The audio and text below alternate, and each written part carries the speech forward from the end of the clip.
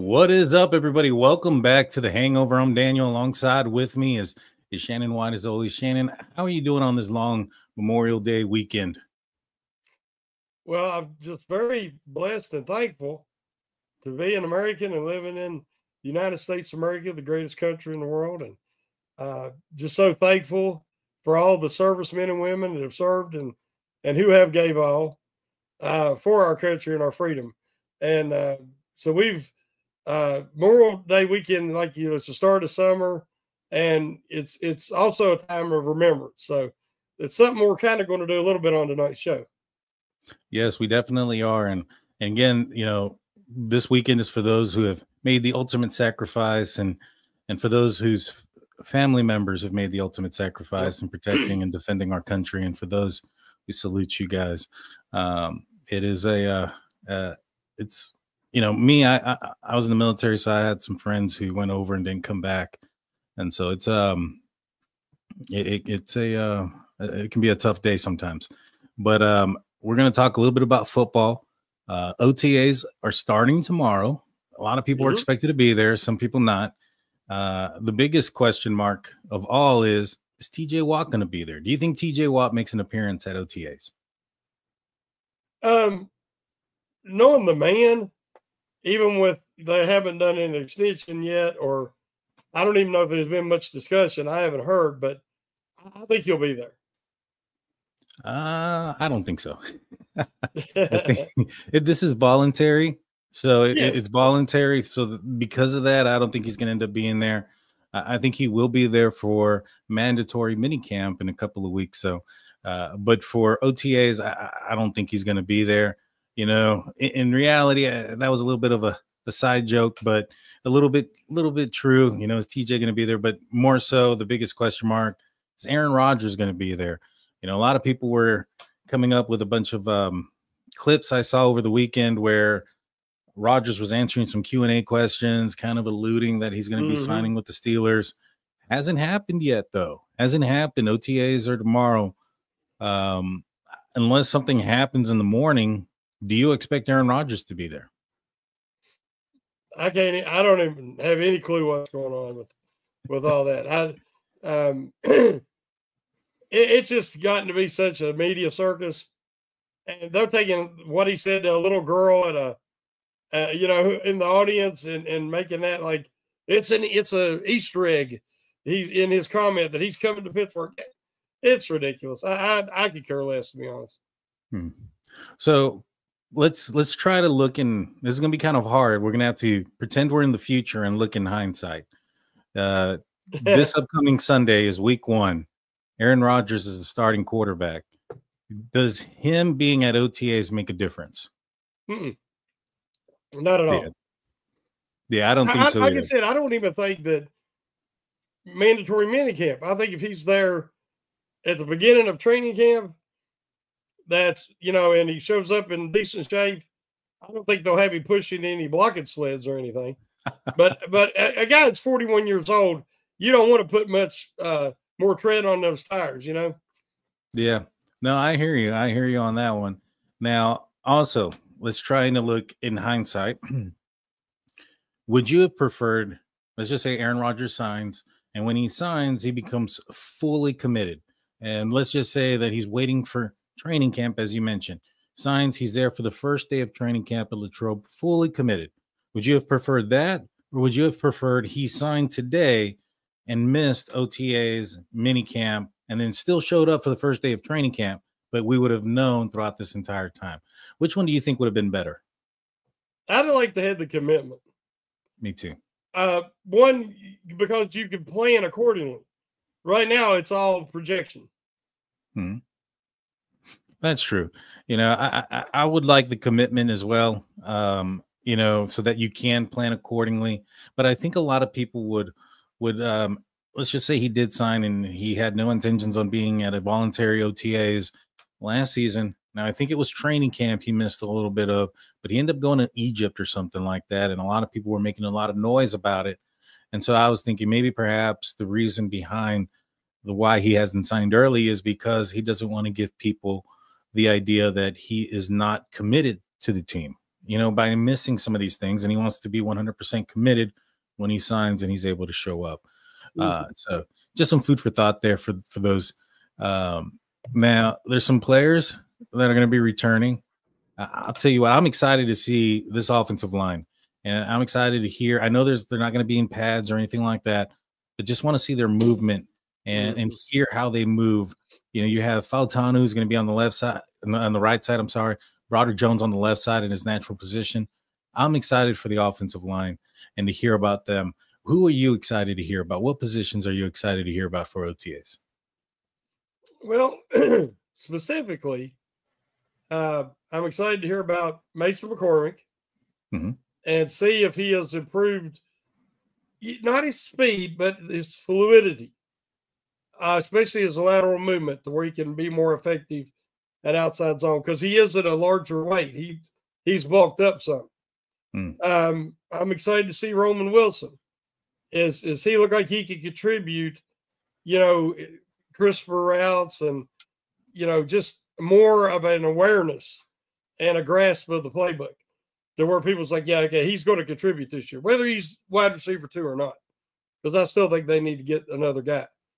And then on defense, it's got to be the 2 big boys, the newcomers. I want to see Wyatt Black. I want to see Derek Harmon. Them guys is going to, the ability to be in that rotation and hopefully solidify starting spots will go a long way towards how the Steelers' run defense is this year. Yeah, I'm excited for those guys as well.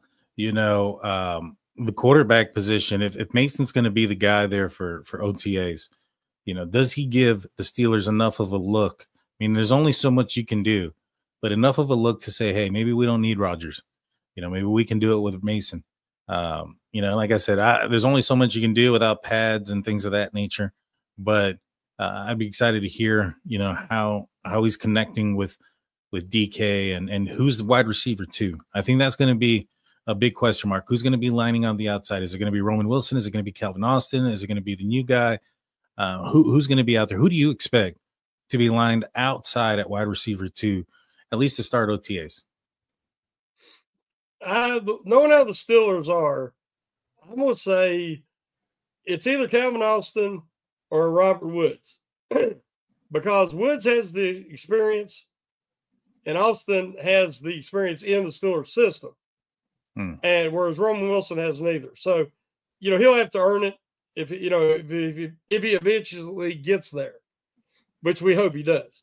But I'm going to guess Robert Woods starting out. Yeah. I'm hoping it's Calvin Austin. I don't want to lean too much on a veteran like Woods.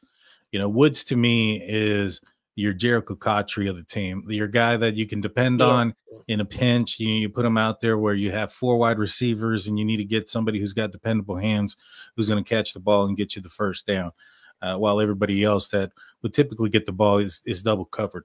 I really hope that he starts to solidify that role.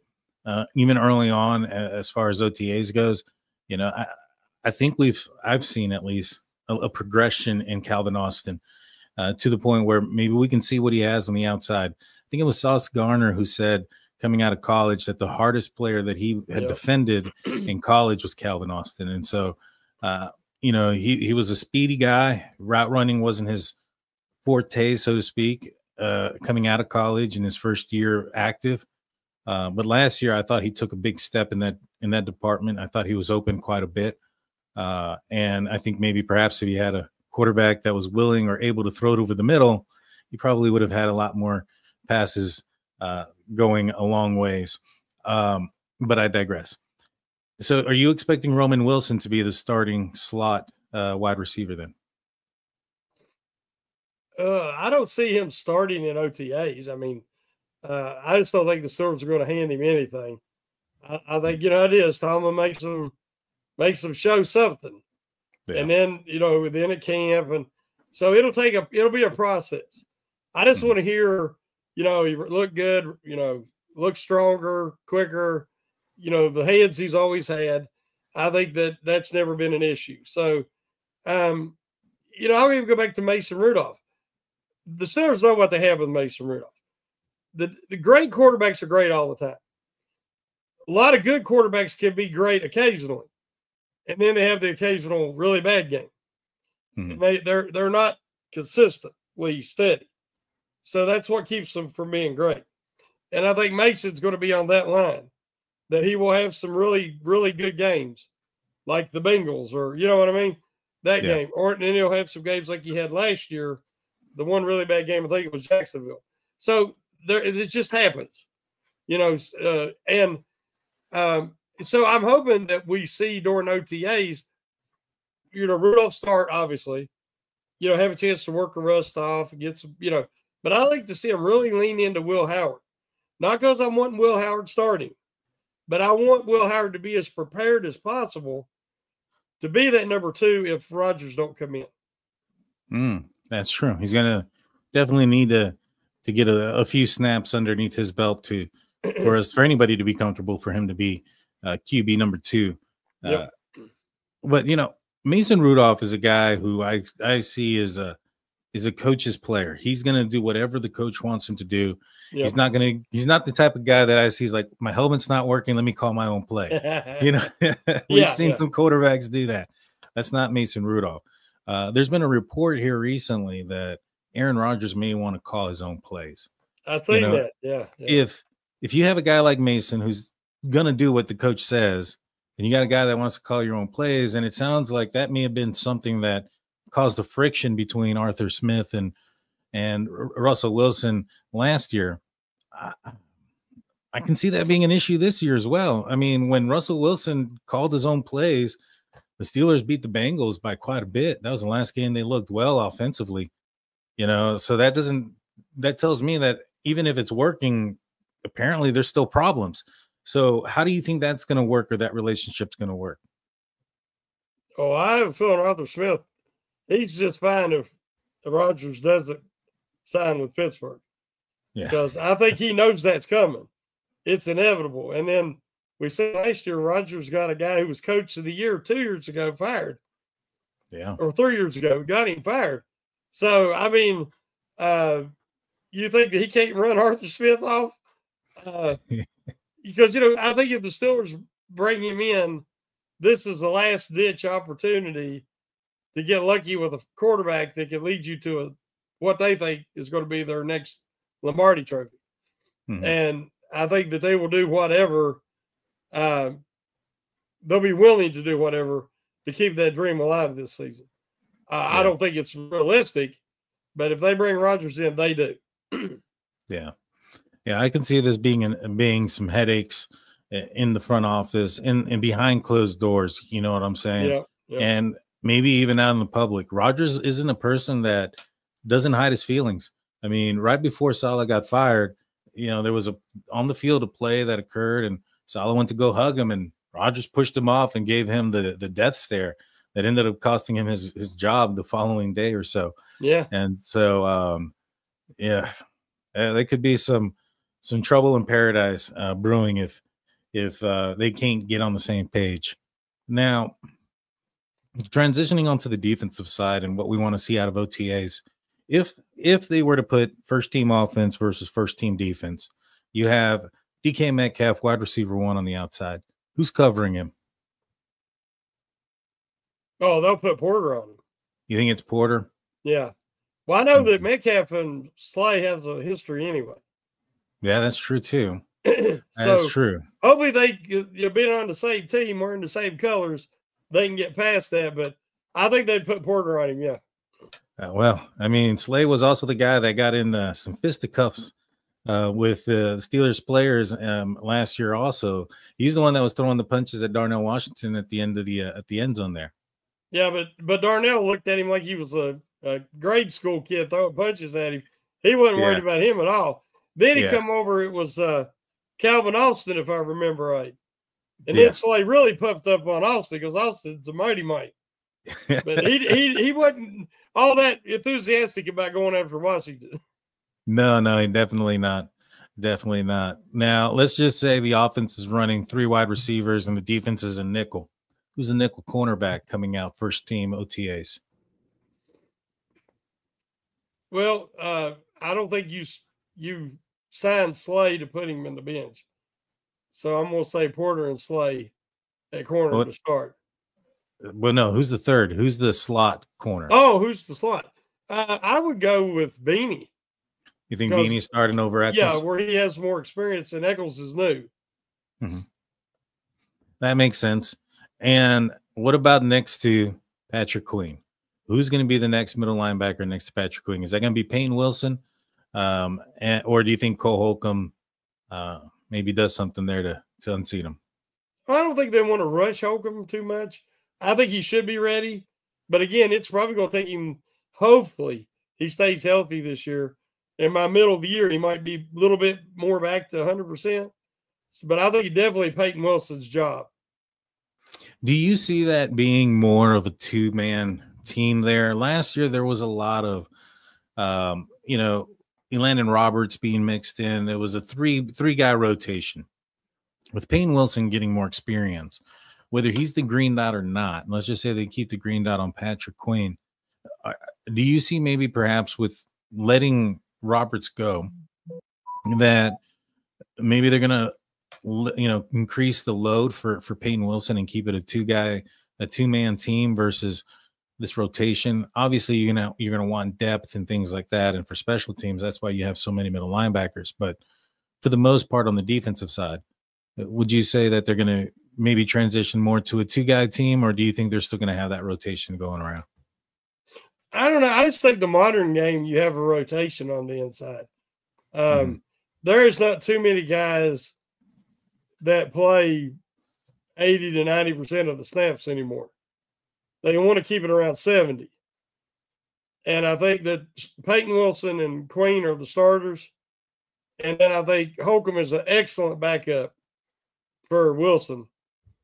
And then I think Harrison will back up Queen and be out there sometimes as an edge guy to spell whether it's Highsmith or TJ Watt, especially in coverage, because he's very good in coverage.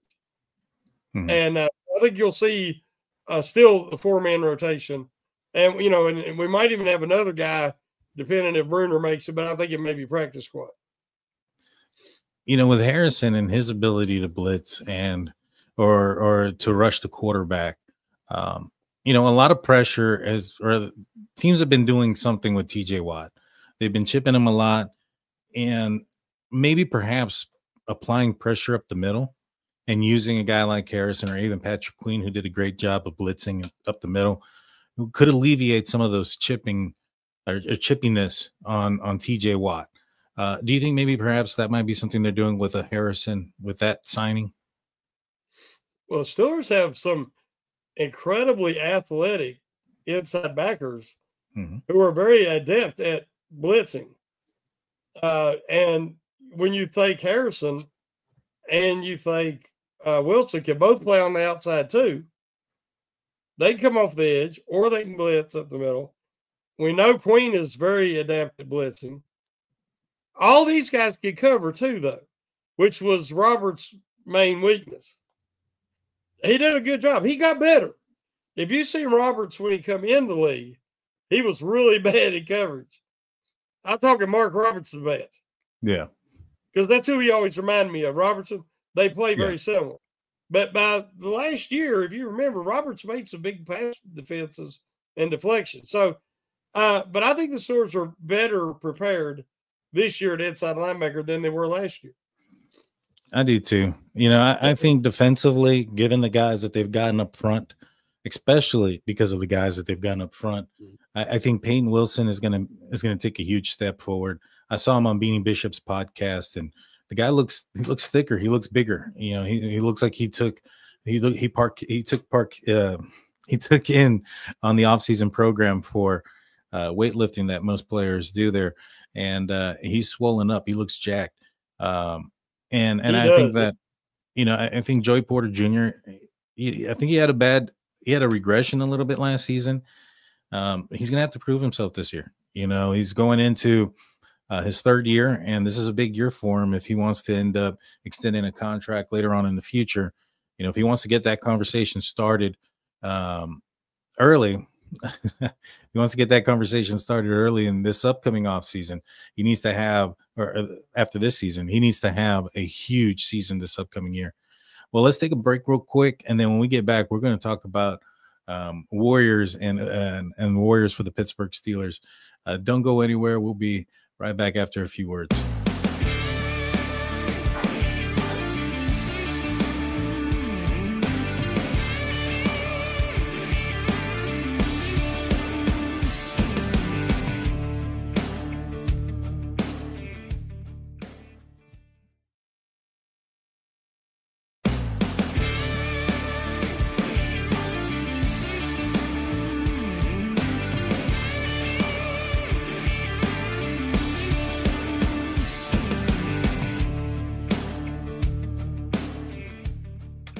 And we're back. Welcome back, everybody. Before we get back into the conversation, I want to remind you guys of our website, stillcurtnetwork.com, your one-stop shop for Pittsburgh Steelers news and coverage.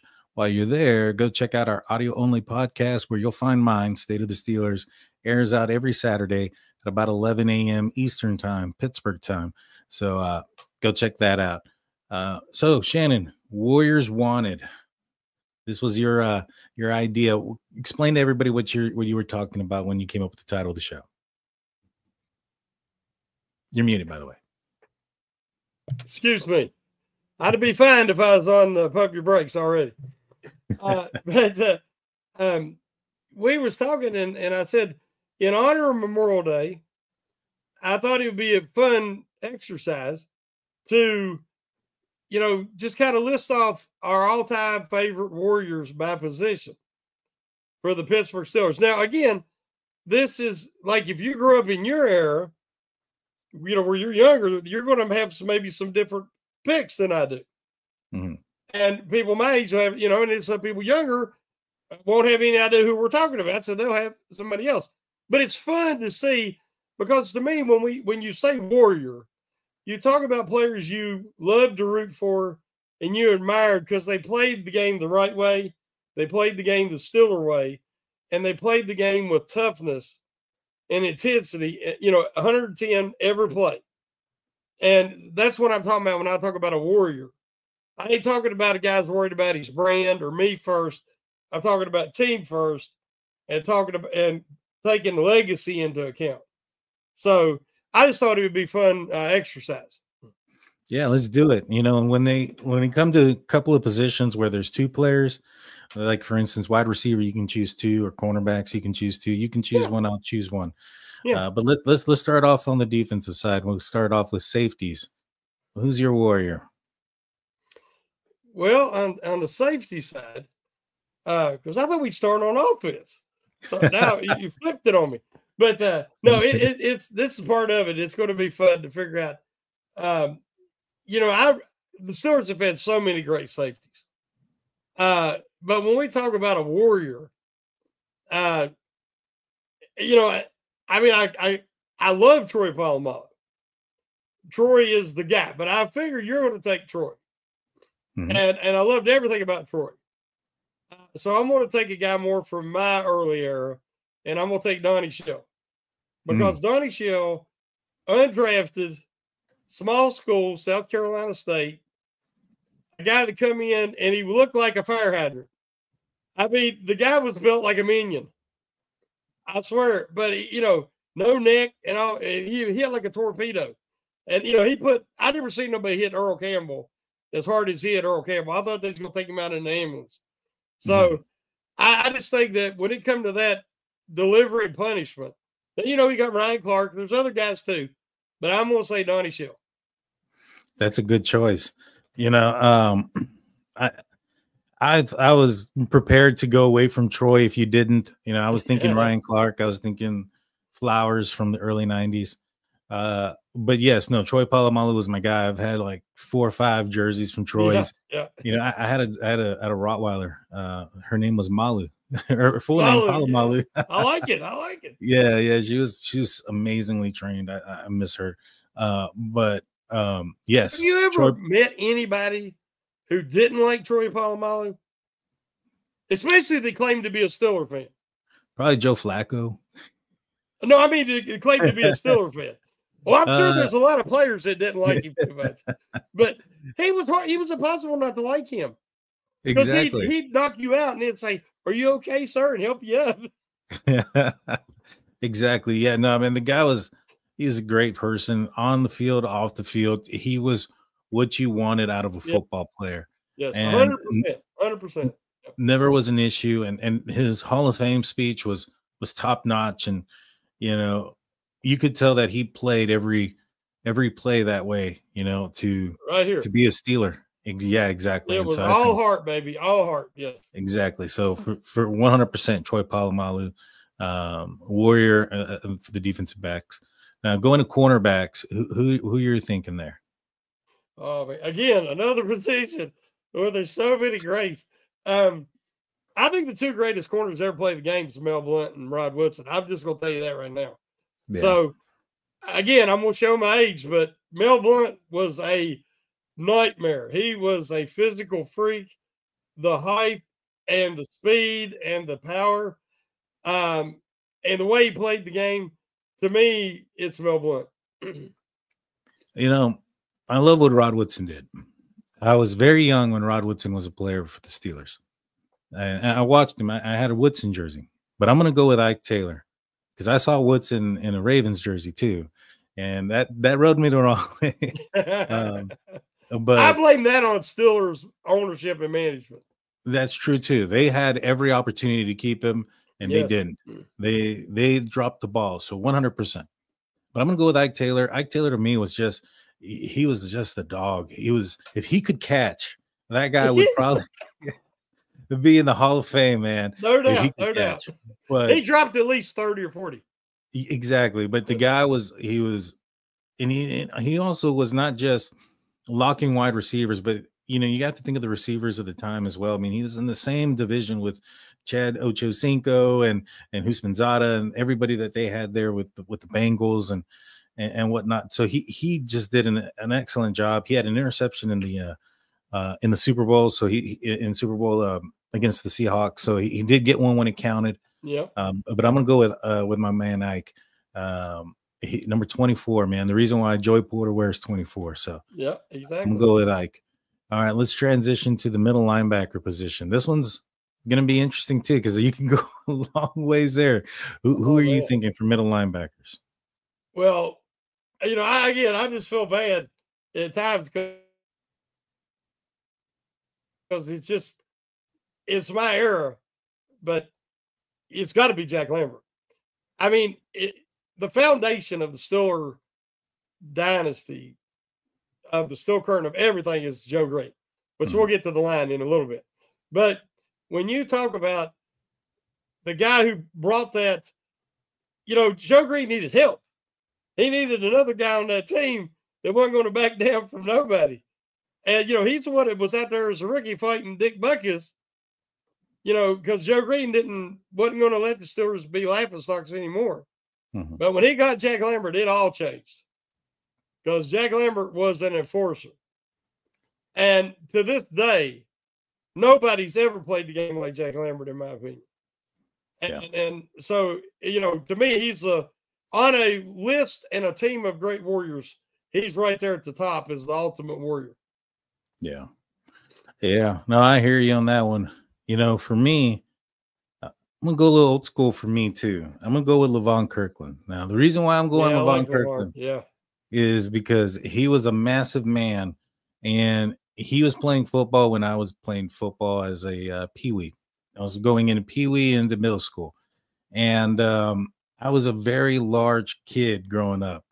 And like, for instance, I think I was in first grade, I was 5'2". And I was small. I was huge. And I was like, everybody, they want to play me on the line, but I wanted to be the linebacker. And I was like, I can be like Jerome. I can be like Levon Kirkland. Those were my guys because they were big, they were strong, they were fast, they were probably in a position you wouldn't expect them to be. But Levon Kirkland's my guy at the middle linebacker position. I loved what he was able to do. Hard hitting, massive human being. And the guy was nimble, quick on his feet. He could catch too. He had interceptions and, impressive player. Now transitioning to go ahead. I just got to say, I love your pick. I love Kirkland. Again, another position Steelers just been blessed with an overabundance of Warriors. But Kirkland literally was 290, before breakfast, and maybe 300 by game day. And the way he moved and the way he played and hit, he was the only guy that could match up with the Dallas Cowboys defensive line on the Steelers defense in that Super Bowl. The Steelers were getting pushed around, and he had a marvelous game. And it's a shame it was in a loss, because I think he would be remembered differently had they won, because he was arguably the defensive MVP that game. Because he really, he helped slow down Emmitt Smith in that line, who was crushing everybody. So I do say, again, I had to mention that he was just that great. He really was. Yeah, he definitely was. That you were right about that Cowboys game in that Super Bowl. The defense played remarkable in that game. They really did. That offense that they were going up against was just demolishing a lot of teams that year. Yeah. And the Steelers defense aren't the reason why the Steelers lost that game. That's for sure. All right, let's transition up front, but on the outside still. So we got the outside linebackers. I'll let you go first. Well, I kind of knew my answer, so I wore the jersey. There you go. I grew up, I had the Void Lloyd shirts, T-shirts. I wasn't hired for my disposition shirts. I related to him more than any player since Jack Lambert retired. And I was a massive Lloyd fan. And I will always love some of my best memories being at Three River Stadium watching Lloyd, watching him warm up. And he would stand on the sidelines away from everybody. And he would throw the ball, play pitch and catch. He'd throw one ball with the right hand, catch it, then throw the next one with his left. And throw strikes. I don't know if it was part of his Taekwondo training and all that stuff, but you talk about ambidextrous, he could do it all. He could play from either side of the line. He could blitz, he could cover, but he brought that intensity. He brought that nasty element. Yes, he wasn't a nice guy. And I've heard people say, "Oh, he was not a nice guy." I didn't want him to be a nice guy. I wanted him to win. And that's what he did.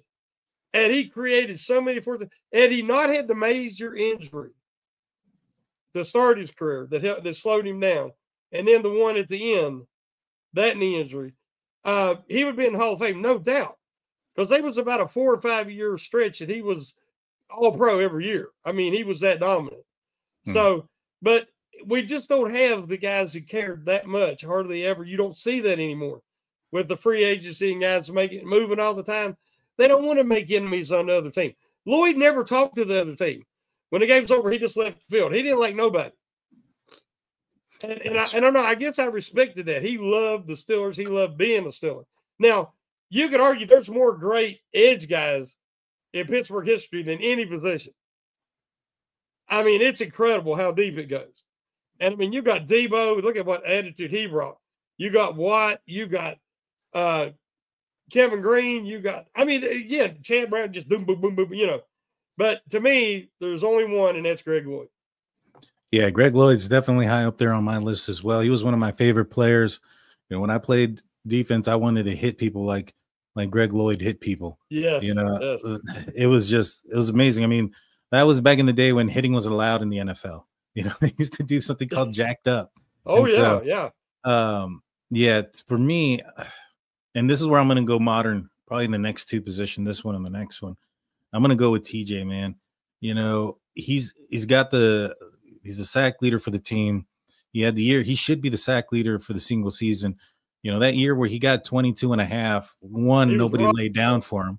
Yes. Nobody laid down for him at the end for one of them. And two, he was injured for some of that game, for some of that season. Yeah, I think he had like a groin injury and something like that. So early on, he played a couple games and he missed a game or two. Then he came back and then he got hot again. And, he's done some things that no other outside linebacker has been able to do. The interceptions that he's had at the line of scrimmage, the domination that he's had over the years. Now, I know last year he was hurt towards the end of the season and fatigued. And I know a lot of people look at his postseason stats and things of that nature. But at the end of the day, I think there's a lot of context that goes into that, especially given the fact that the offensive side has not been able to hold their end of the bargain for several years now in a row, leading to exhaustion, fatigue, injury, not just with TJ, but amongst the entire defensive line and defense. So, but all in all, I got to throw TJ in there. He's my guy as the outside linebacker. But and James Harrison. Oh, yeah. And I got to mention Jack Ham, because he might be, you've heard of the cerebral assassin. Jack Ham was always 2 steps ahead. He was Larry Bird on the football field. And he was a really good athlete. He kind of like TJ, wasn't the greatest in the league at the time, but he was a really excellent athlete. But there was a guy who had no weakness. There was nothing Jack Ham could not do on a football field. And when you talk about excellence, he represented excellence on the field, off the field, everywhere. And so it just the intensity and the disposition of Greg Lloyd is what makes me think the very definition of warrior. Oh yeah, for sure. For sure. Now here's an interesting one. Defensive lineman. Where are you going there? Well, that's a no-brainer. Are we going to pick 4 or pick 3? You guys have to pick 3. We could pick two each. Who are your 2? Okay, who are my 2? Well, one, I guarantee you, no doubt, the greatest Pittsburgh Steeler of all time, and thank God he's still living, is Mean Joe Green. Mean Joe Green, they would not be the Pittsburgh Steeler organization without Mean Joe Green. They were a laughingstock. They were literally everybody played their B team, their second stringers when they played the Steelers, because they didn't want to get hurt, because nobody respected the Steelers. Drafting Mean Joe Green changed everything. Yeah. And so the guy played with I can't remember if it was if his shoulder was dislocated or arthritic or whatever, but it points there he couldn't raise it no higher than that late in his career, and he still was in the trenches battling. And, didn't ask for any sympathy. He just went out there and battled every game. And he cared more than, I don't know if I've ever seen a Steeler player care more about the organization than he did. So for me, there's nobody else close. The second defensive lineman, that gets tougher because there's been a lot of great ones. I want to put some respect on L.C. Greenwood. There you go. Because, the fact he's not in the Hall of Fame is a travesty. The guy was he was a nightmare for any offensive lineman. They could not block him. And part of the reason that Green could be so effective is you had to watch double teaming, because they had 4 outstanding linemen on that steel curtain, and you couldn't double team them. And you couldn't block Green on the outside one-on-one. So I know Hayward's been great. I love Arthur Smith. There's other guys. Brett Kiesel, being a late round guy and becoming a legend in Pittsburgh. I love Kiesel, but I probably have to go L.C. Greenwood. You can't go wrong with those 2 guys. You can't go wrong there. For me, I'm going to go with Cam, as my first one. Given the just body of work that guy has done, including last year, just constantly the professional that he is off the field. He was the Walter Payton Man of the Year a couple of years back for his off the field work. What he's done on the field. I think he's a future Hall of Famer. If the Steelers can get a couple of playoff game wins, maybe, who knows, if they run the table this year, he definitely would be in consideration for Hall of Fame. The second guy, man, I love Aaron Smith. I love Brett Kiesel, the beard, but I think I'm gonna have to go with Big Snack, man. I'm gonna have to go Casey Hampton. He played a huge role into why the Pittsburgh Steelers have 2 Super Bowls in the late 2000s. And so he kept those linebackers clean. Farrier and Foote, he kept them clean because of what he was able to do. He took on double teams. Yep. I mean, great guy. I mean, a lot of people often look back at saying, hey, we need to get a nose tackle like Casey Hampton because we haven't had somebody that can solidify the middle. And the defenses has changed. It's not even the same defense anymore, but people are so concerned about how the Steelers defense has been run through, especially over the last course of a few years. And a lot of people look back like maybe we need to get somebody like Casey Hampton back in there. For him to still be talked about so many years later tells you what kind of effect that he had on the defensive line, in my opinion. That answer, I applaud that answer. To me, that was the most underrated answer we've had so far, because I've totally overlooked and he skipped my mind. Mm-hmm. As soon as you said Hampton, I'm like, oh yes. In my opinion, him and Vince Wilfork are the two best nose tackles in history. And look at the success they had in the NFL. But Hampton, that's an awesome pick. Awesome. Yeah. Yeah. I mean, you can't go wrong with Big Snack, man. Nope. He's if you see him now, you probably won't be calling him Big Snack. Guy's lost a lot of weight. He's so little. He is. He really has. It's great, because I was worried about his health. Yeah. And then we seen him earlier this year, and I was like, man, he's really, a lot of them guys do that because they know they have to. Yeah. And thank God he did. But he looks great. Yeah, no, for sure. All righty. So let's transition on to the offensive side. We'll start off where we ended on the offensive line. We'll start off with center.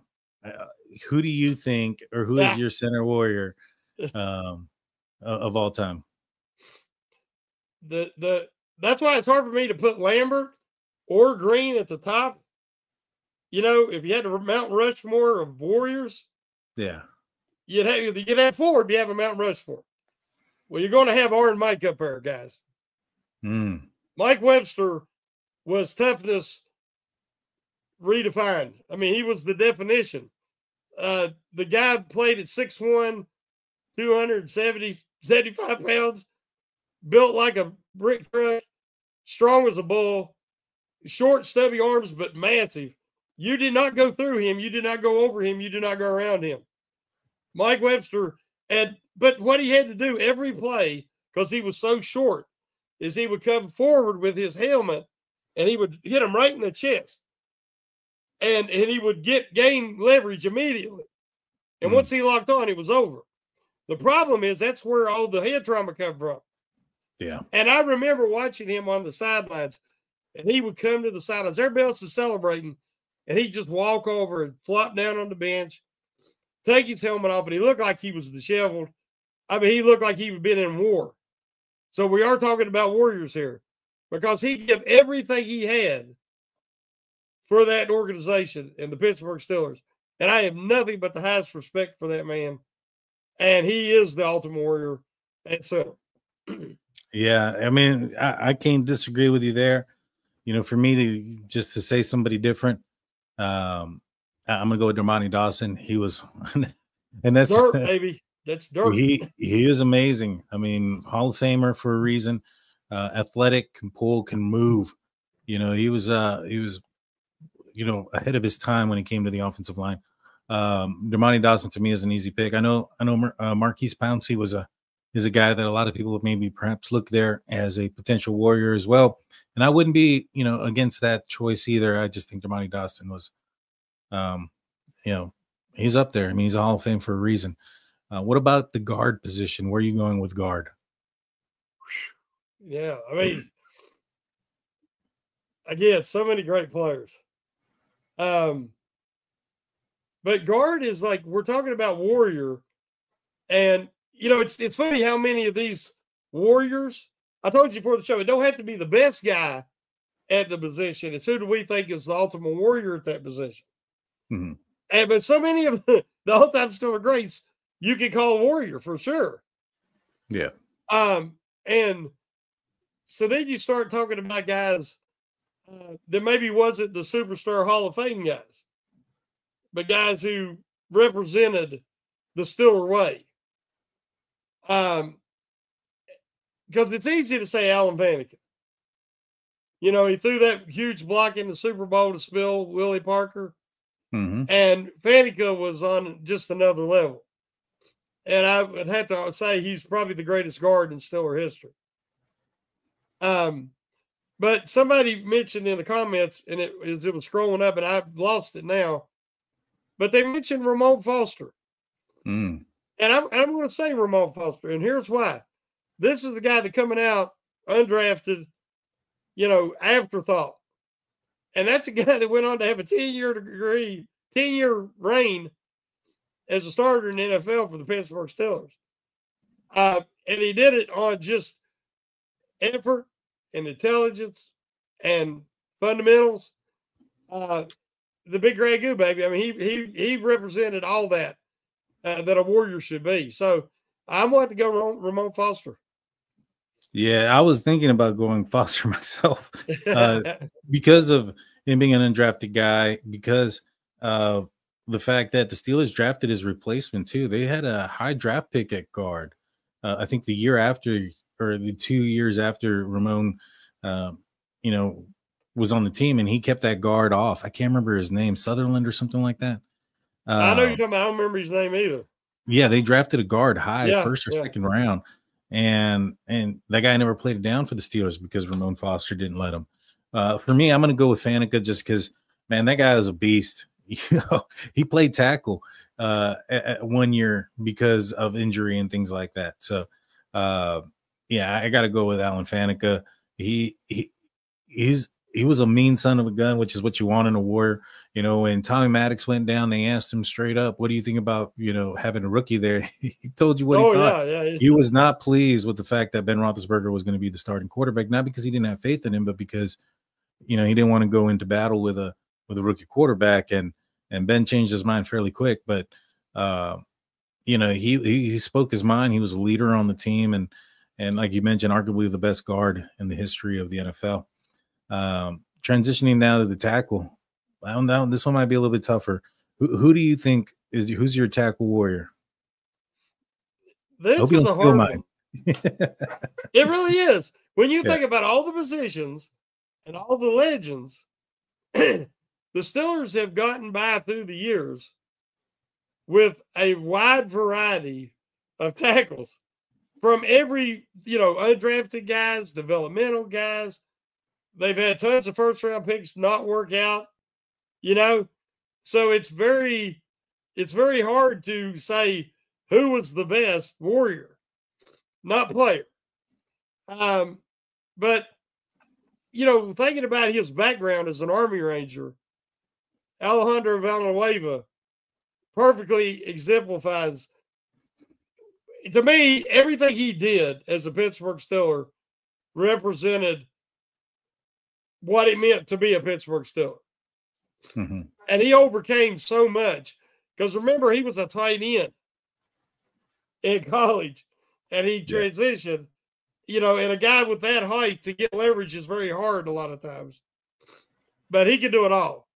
And he had a very good career, but as far as the Warrior mentality, I'm going to have to go with Valnahonda. Yeah, Big Al's definitely the guy. He amplifies what a Warrior is. He was one, Army Ranger. Yep. For me, given Alejandro's off the table, Warrior, I mean, there's not a lot of great tackles that I can come up the top of my head that I can remember that had a long career with the Pittsburgh Steelers and solidified that position while they were a member of the Pittsburgh Steelers. I'm going to throw another one out to help you out.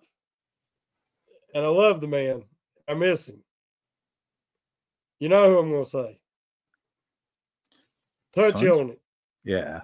Tunch. Yeah. Tunch, definitely. I mean, Tunch, another guy that, just an overachiever, a guy who battled, who become actually a Pro Bowler at one point. I loved the dude. I thought he was just awesome. Then he was a legend in the press box. And, and I think that we all miss him. Same with Craig Wolfley now. Yeah. I mean, there was another guy that played for years for the Steelers and we miss him as well. But, Tunch is a guy. And, it's all these overachievers. Yeah. When you get to this part of the line, I don't know what it is.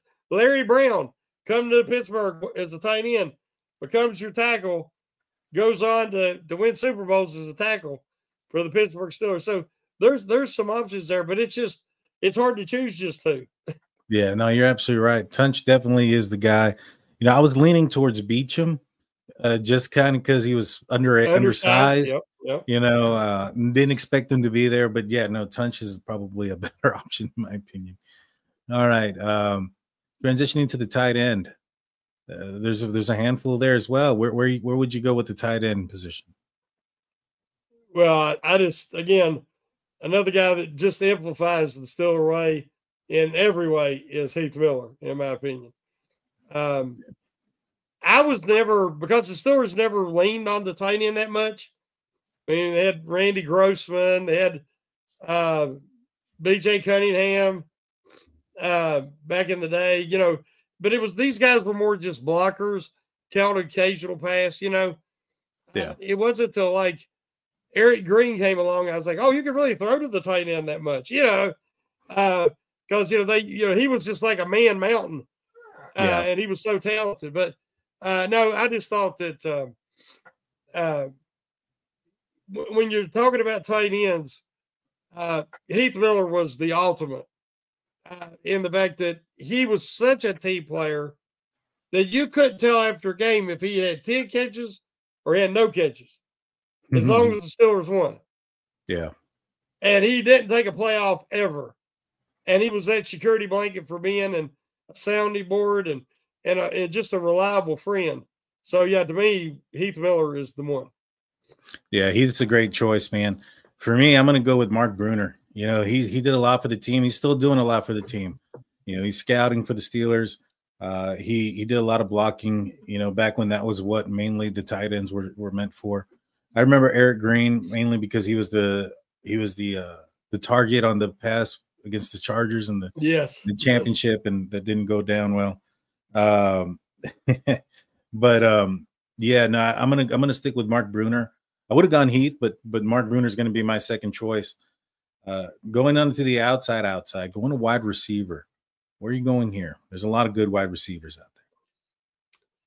there. This is going to surprise people, knowing me, and that I believe that John Stallworth was the toughest of the two receivers on the dynasty, on the Steel Curtain. But I believe that Lynch one was literally fearless because the guy flew through the air like no player I ever seen. To catch balls back in the day, they could take your legs out and spike you like a lawn dart. And have you ever seen any of the old highlights of the Oakland Raiders assaulting him? I mean, literally assaulted him from behind when the play's over. It's just some crazy stuff. And he still went out there and played. You look at all that, and I wanted to say Lance Warren because he's my all-time favorite Steeler receiver. And then it hit me. It can't be. There's only one guy that can be the warrior, and that's Hines Ward. Because Hines Ward would wait for an interception. And then he would look for Ed Reed or Ray Lewis or whoever. And they were scared of him. They hated him because they were scared of him. Because he would take their head off. And they changed the rules because of Hines Ward. Mm-hmm. Now, that don't happen very often, guys. It happened with Mel Blount, and it happened with Hines Ward. And I'd seen him get blowed up before and just wiped out. I mean, just take a shot right with the helmet right in the gut. And he'd get up smiling at the guy. And you're like, oh, my God, I can't believe you. He'd get over on the sidelines, get behind his teammates and collapse. But he wouldn't let the defense know, right, that he had been hurt or they knocked the wind out of him. So when you talk about toughness, intimidation, and willingness to do anything it took to win the game, you got to say Hines Ward. Yeah, you really can't. I mean, say anybody else other than Hines Ward, in my opinion. I know a lot of people are saying AB, and I think AB was probably hands down the best wide receiver on the field, with what his talent was. But I don't know if he was. Well, I mean, he stuck it out there. I mean, he took a lot of hits to the head. One from Perfect that I think a lot of people remember. He put it out there. I'm going to go with AB.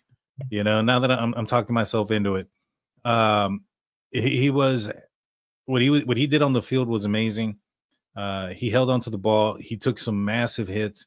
He fought through a lot. I mean, remember that one, the immaculate extension? He was literally getting his face mask ripped by Weddle from the Ravens, and he's has the fortitude to reach the ball over the goal line to get that for the division, I believe, as well. And so, I mean, I'm gonna go with AB as a Warrior. I mean, shoot, he just got robbed not too recently and fought him off too. So he's got some dogs still in him. And so we had to he wasn't the biggest guy. So he had to have toughness to be as great as he was, definitely. All righty. So transitioning now into the backfield, we got the running back position. I think I know where you're going, but I'll let you go. Well, when I think of that running back toughness warrior, I think Rocky Bleier. I mean, the guy lost part of his foot, and he still come back and played in the NFL because the Rooneys are, Mr. Rooney was a man of his word, a man of honor, and he gave him the chance, and Rocky made the most of it. But Rocky Bleier has to be the choice because I just don't know too many athletes that go through something like that would ever made it back on the NFL football field. You're talking about the highest level, and to be, to go through that and partial amputation. I mean, that's just incredible. And not being a big guy either. I mean, if you've ever been around him, he's not a big guy. And he is another guy that we say a warrior to the core. That's Rocky Bleier.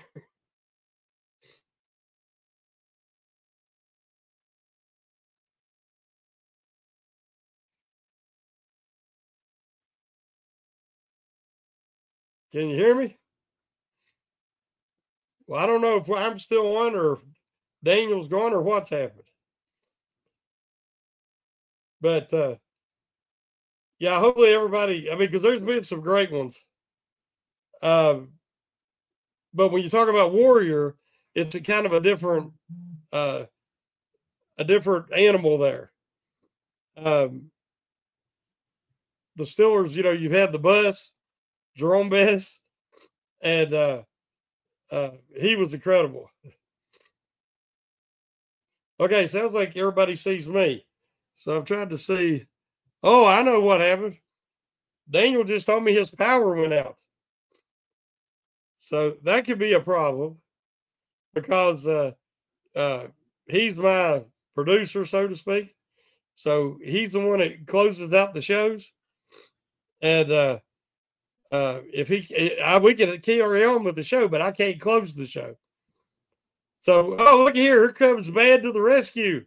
I got a call on the bullpen phone. Yeah, I was like, guys, I can do everything, but I can't close it. I've got a call from the bullpen phone.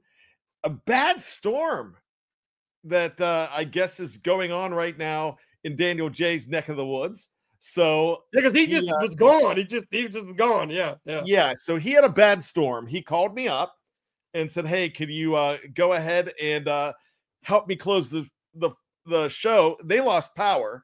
He got his power back, so he's trying to get back in. But even though I wasn't listening to the show, great show, and I think you're absolutely correct. Warriors are wanted for OTA'S, and I think one thing about OTAs, Shannon, is I kind of feel that no news is good news from OTAs, and that means no holdouts, no problems as far as injuries. That's the biggest thing. Hey, man, what we were talking about at this point is we were going down the list of the all-time Warriors at each position, in our opinion, for the Steelers. Now, we weren't talking about who was the best players, but who was the ultimate Warriors. And we had gotten to running back. And I said that my pick was Rocky Bleier. Because it's Memorial Day. We're talking about Warriors. And I think, you lose part of your foot and you make it back and play in the NFL for them many years, win Super Bowls, you deserve some credit. I cannot argue with that whatsoever. We've seen a lot of Bettis and different people, Bell. But, when we're talking straight Warriors, we were picking, each one of us was picking one. So who would be your Warrior at running back? I'm actually going to go with Frank Pollard. Oh, Frank Pollard, yes. And the reason I'm going to go with Frank Pollard, Shannon, did you know that his high school team won the overall track championship in 1980? Or 1976. He was drafted in 1980. In 1976, his track team won a championship. And I believe he was featured in Sports Illustrated's Faces in the Crowd. He was the only athlete on that track team. And he won a Texas State championship as a team by himself. By himself? I did not know that. Now, I knew he'd been in Faces in the Crowd. Yes. So you have to be our age to remember that in Sports Illustrated. You know who else was on Faces in the Crowd? My man, Tom Selleck. Okay. Yep. Tom Magnum PI was in Faces in the Crowd. How about that? And I believe a guy that was, for all of you, I'm not ashamed to say that I was a Days of Our Lives fan way back then. And a guy named Drake Hogestine, who played John Black / Roman Brady, he just died last year. And he was on Faces of the Crowd too. Not many Steelers. I think Frank Pollard might be the only Steeler that was in Faces of the Crowd though. But I bring him up because he was he was a fighter, a warrior. Yeah, I'll give you another guy. Ernest Jackson fought for yards too. Ernest Jackson, yep. He wasn't there for a long time. I might go ahead and mistake Warriors for blue collar guys.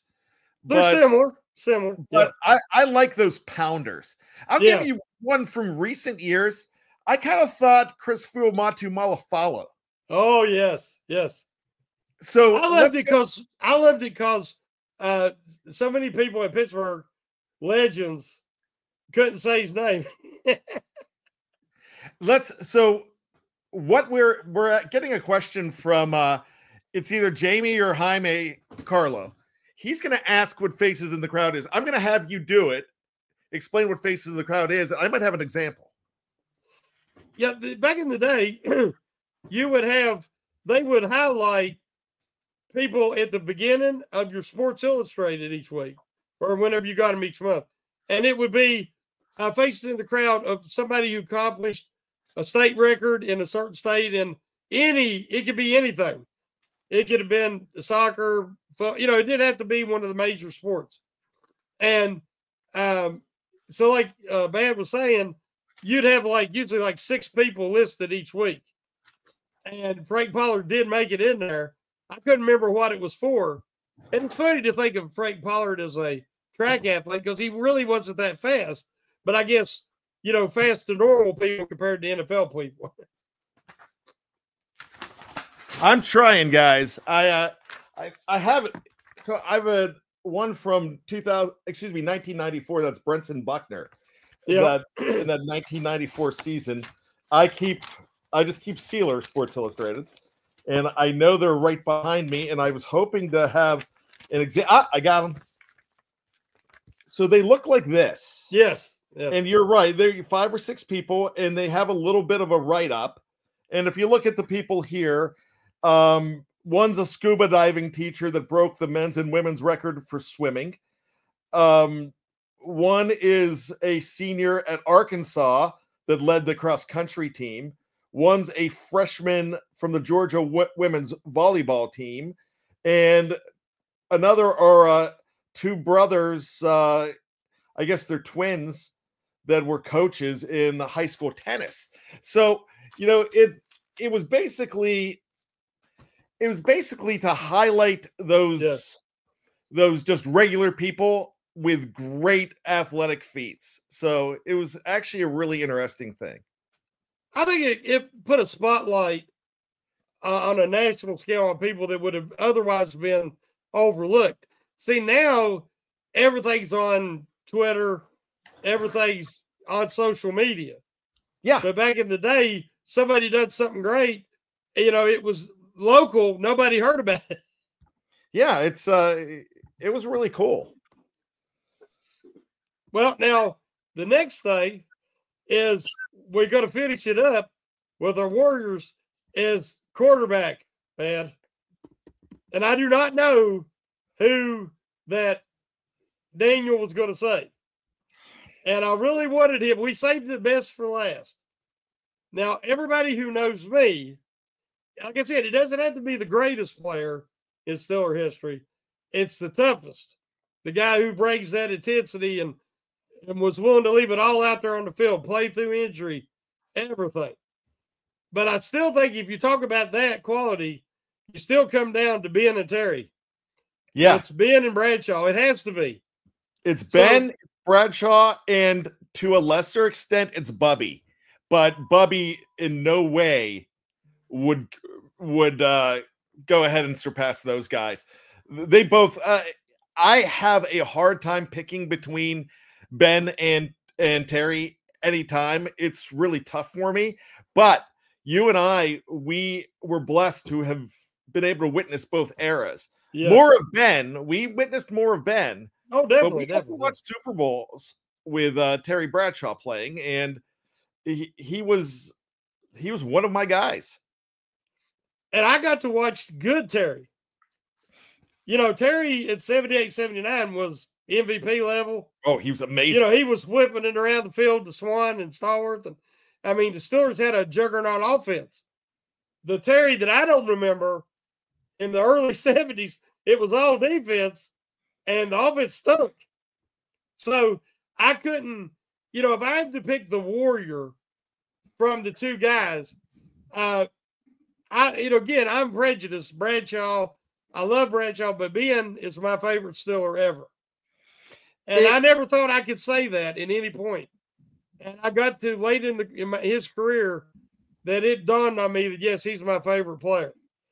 Yeah. And so I seen he play with his nose over here. Yeah. And I had my nose smashed over the side of my face.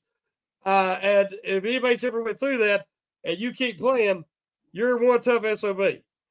And I will say, but for Terry Bradshaw, I agree with you completely on Ben.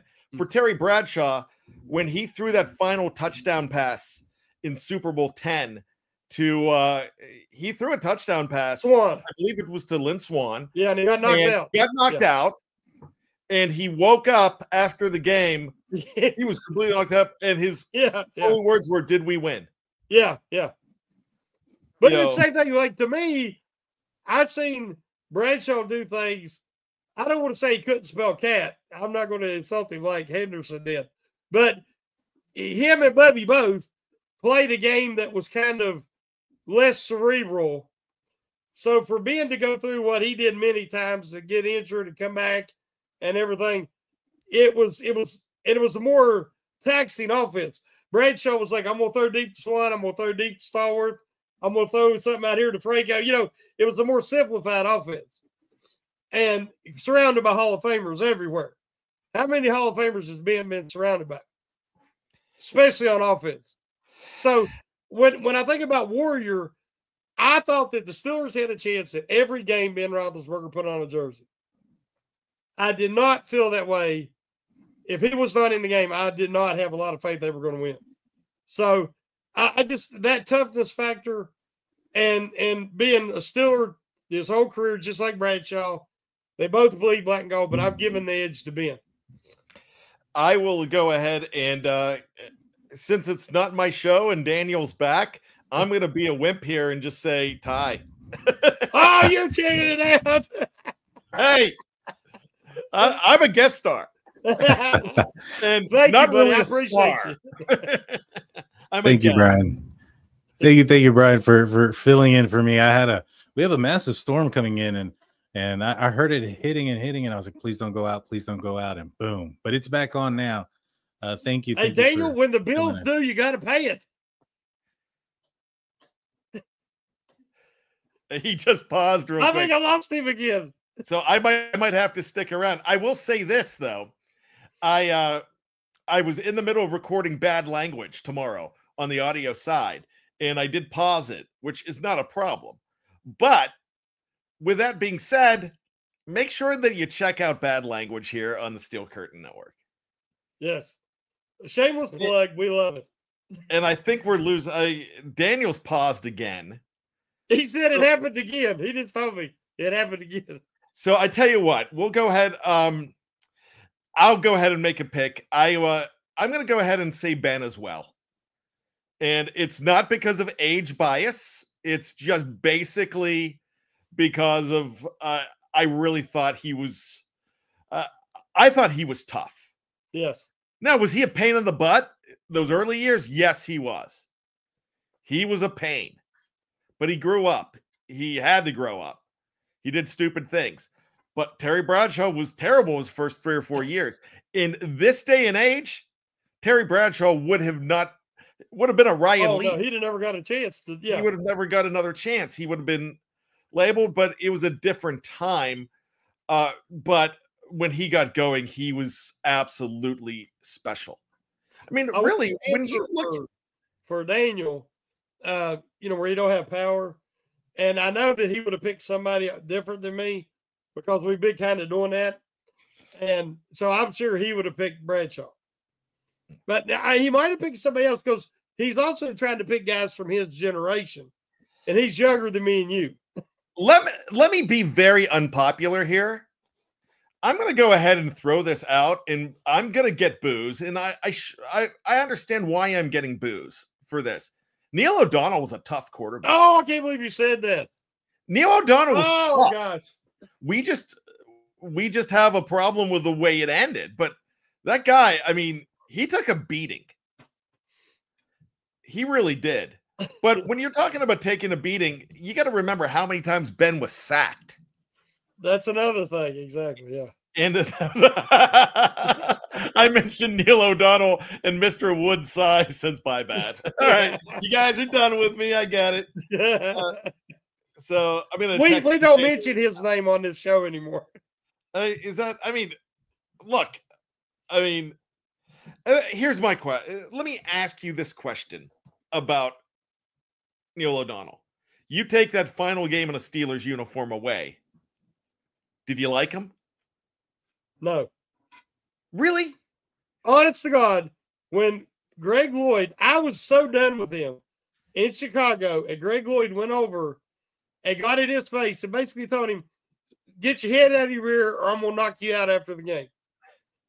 And it took that to get him to come out there and play in the second half.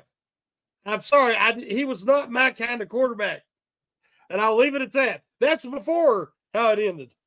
All right, that's fine, and I understand. I get labeled as a Neil O'Donnell lover, and I am not. But I did recognize that there are a lot of times where I thought he was a solid quarterback for this team. He was the game manager that protected the football, and when he didn't protect the football, it was awful. And we've seen that in the Super Bowl. Yeah.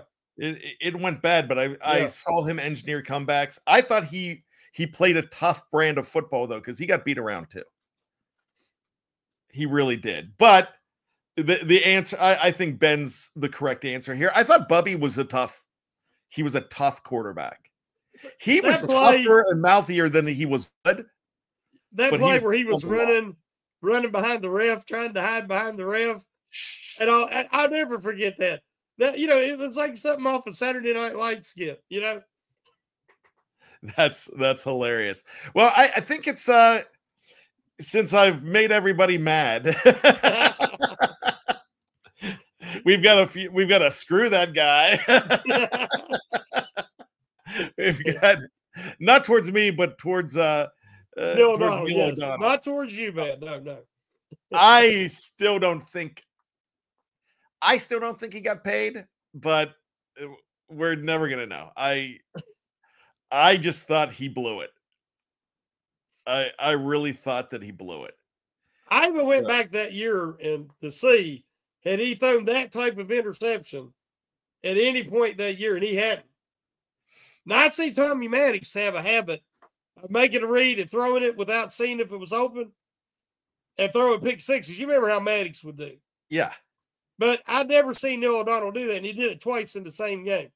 Well, so I mean, one time they said it could have been the wrong route. I don't know, but it just looked really fishy. If Ernie Mills does not get hurt in that game, I don't think he throws that interception. Corey Holiday had no business being out there. and he did run the wrong route. It's been documented. But he should have recognized it. He screwed up. He's the GOAT and not the greatest of all time GOAT, the bad GOAT. He's the bad GOAT. Yeah. For that game. But and I feel cheated by him, but I recognize the kid out of Maryland that came in as a 3rd round pick in 1990 and then in 91 basically won the job, and I thought he was pretty good. But here we go. Nobody ever agrees with me on that. I can't. Speaking of getting paid, I can't pay anybody to agree with me on Neil O'Donnell. Well, but the thing is, you're consistent and you stand by your convictions. And I stand by mine. Everybody knows I can't stand the hardballs. Everybody knows there's certain, and I can't stand Mendenhall. And yes, I can't stand Neil O'Donnell either. So Big Pun asked, what pissed you off more, Neil's interception or the Mendenhall fumble? Both. But at least Mendenhall fumble was forced by Clay Matthews. Mendenhall play. I could at least handle that a little bit. Yeah, he did get cracked. He was just a jerk. Mendy was a jerk. Yeah. I mean, it didn't help that he basically quit the team. And then quit football. I mean, he was a good consultant for an HBO football show. Ballers with Dwayne "The Rock" Johnson. Yeah. He was a writer and a consultant for there. He was good on that. But he was a guy that thought he was smart. He had very good test scores in high school and college. He was a very smart guy, but he was a guy that was arrogant enough to think that he was smarter than everybody else. And when he made comments after the assassination of Osama bin Laden, he lost a lot of respect from a lot of people, and especially my dad, who saw it on, and I quote, the tweeter. So when he saw it on the tweeter, he was like, he was done. But Mendenhall did get crushed in that game. I just watched that recently. I'm watching old Steeler games. I'm in 1984 right now. But so I'm watching Mark Malone and David Woodley. So anyways, it's time I'm going to get yelled at for this running long, but hey, you saved the day. I appreciate it because I can't stop it. All right. For Shannon White, my name is Brian Anthony Davis. I don't know how you close the show. Do you still do the woo? I still do the woo. Give me a good Ric Flair woo. All right. All right. I don't have your music. So, Shannon, can I have one more woo where is your music? Okay. Another one? What's that? You say you need another one? I just can't find your music. So I guess I will have to find that in what we call post-production, as Jeff always makes fun of me for this. So does Dave, as I break down the fourth wall. So I cannot find your music unless you guys have a special thing. But all right. For Brian Anthony Davis, of course, for the great Daniel J. and Shannon White, we'll see you next week. I need another woo.